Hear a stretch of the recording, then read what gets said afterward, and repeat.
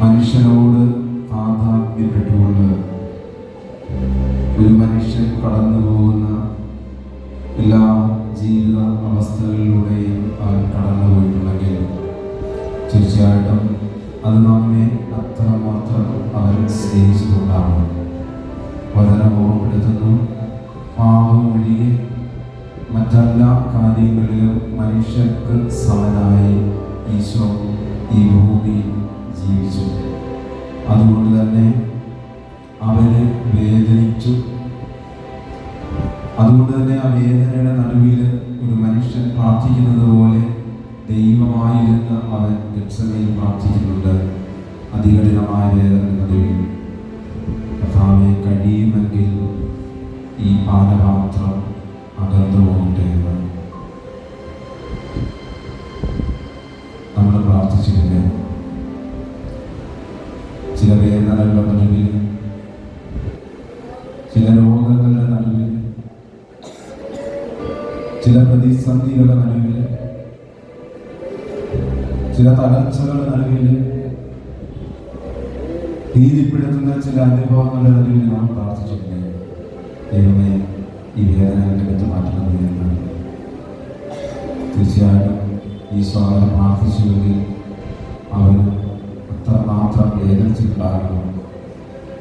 അപ്പോൾ ഒരു മനുഷ്യൻ്റെ വേദനകളെ ഒപ്പിയെടുക്കുവാനായിട്ട് മറ്റാരേക്കാളും ഈശോയ്ക്ക് കഴിയുമെന്ന് ആ വാക്കുകളിൽ നിന്ന് തന്നെ വളരെ വ്യക്തമാകും. ജീവിതത്തിലും ഒറ്റപ്പെട്ടു പോയവൻ, പരിഹാസവാക്കുകൾ ഏൽക്കേണ്ടി വന്നവൻ, ഉപേക്ഷിക്കപ്പെട്ടവൻ, കൂടെ ഉണ്ടായിരുന്നവരൊക്കെയും കൈയൊഴിഞ്ഞു പോയവൻ, ജീവിതത്തിൽ ചില സമാനമായ ജീവിത സാഹചര്യങ്ങളൊക്കെ ഉണ്ടായിട്ടില്ല. കൂടെ ഉണ്ടായിരുന്ന കൂട്ടുകാരും വീട്ടുകാരും കൂടപ്പിറപ്പുകളും ചില പ്രതിസന്ധികളുടെ നടുവിൽ നമ്മളെ കൈവിട്ടു പോയിട്ടുണ്ട്. അതുകൊണ്ട് നമ്മൾ വിഷമിക്കണ്ട. കാരണം നമുക്ക് മുന്നേ ഈ വേദനയോടെയെല്ലാം ഈശോ കടന്നു പോയിട്ടുണ്ട്. അതിൽ നമുക്ക് അഭിമാനിക്കാം.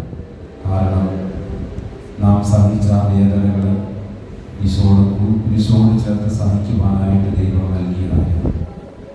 അത് അനുഗ്രഹത്തിൻ്റെ നിമിഷങ്ങളാണെന്ന് തിരിച്ചറിയാം.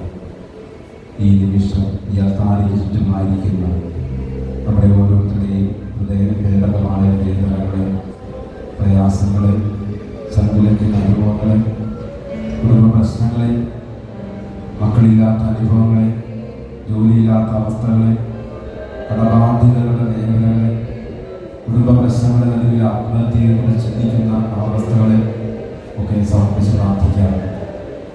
ദൈവമേ, ഞങ്ങളുടെ ജീവിതത്തിൽ അങ്ങ് ഇടപെടണമേ എന്ന് പ്രാർത്ഥിക്കാം.